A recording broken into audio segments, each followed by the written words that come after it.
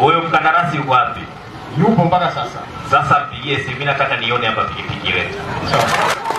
Na kama haipo hiyo pikipiki, manake haiwezekani. Yaani pikipiki kuanzia mwezi wa 7, huu ni mwezi wa 12, miezi 6, anawezaje kukaa na pikipiki? Wewe mpigie simu, mwambie mkuu wa mkoa anataka kuiona pikipiki Mpemba sasa hivi.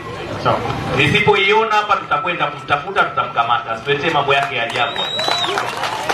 Ni mwanachuo nasoma UFM. Ndugu mkuu wa mkoa, mnamo tarehe 26 mwezi wa 7 nilikutana na vijana 4 wakanisimamisha pale wakidai kwamba nimepita barabara ambayo hairuhusiwi kupita. Basi wakadai nitoe shilingi 1,500 kama faini. Basi akachukua pikipiki, sikujua alikoelekea nayo. Tukashauriana na mzee kwamba siku inayofuatia sasa tukaenda ofisi za TAKUKURU. Wale maafisa wa TAKUKURU wakamshauri mzee kwamba mzee, mpigie simu wa jamaa, kwa sababu alikuwa anataka hiyo 1,500. Kwa hiyo baada hapo tukampigia simu, yule akaendelea akisema hiyo hela akampelekee mtu fulani, akatushia namba yake yule jamaa, na inabidi tukampelekee hela. Kwa hiyo jamaa basi tukaongozana na maafisa wa TAKUKURU, tukaenda tukamdaka yule ambaye ilibidi apokee pesa. Lakini ndugu mkuu wa mkoa, kutoka siku hiyo, toka mwezi wa 7 tarehe 26 mpaka hivi sasa hatujui pikipiki yetu iko wapi, hatuelewi iliko, hatujawahi iona, hatujui ipo kwenye hali gani, hatujui anaitumia kwenye matumizi gani. Na pikipiki sisi kwetu ni kitu cha thamani sana. Pikipiki ndio imeendelea, nimefika mpaka hapa, pikipiki ndio inaolisha wadogo zangu. Mpaka sasa kesi imefunguliwa, kwa hiyo kesi inaendelea mahakamani kuhusiana na hilo tukio. Na kuhusu pikipiki yake, pikipiki bado iko yadi ya mkandarasi. Ipo kwenye yadi ya mkandarasi. Inafanya nini kwenye yadi ya mkandarasi?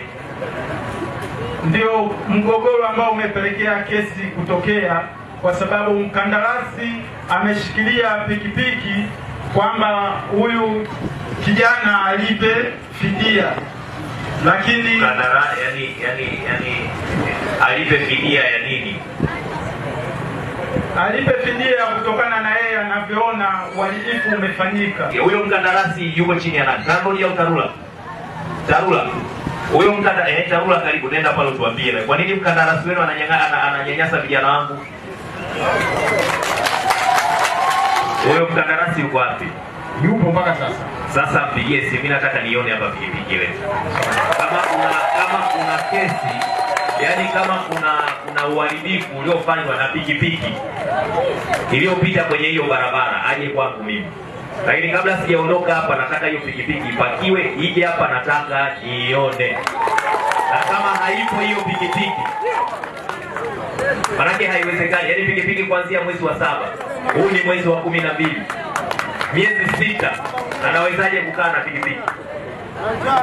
Wewe mpigie simu, mwambie mkuu wa mkoa anataka kuiona pikipiki Mpemba sasa hivi. Nisipoiona hapa tutakwenda kumtafuta, tutamkamata. Asiletee mambo yake ya ajabu. Wewe mwambie kabla sijatoka, mimi nataka nione hapa pikipiki. Haya, asante. Huyu kijana siku zote anahangaika na mzee wake yule pale. Anasikitika kwamba serikali imeninyang'anya pikipiki. Pikipiki hii hapa.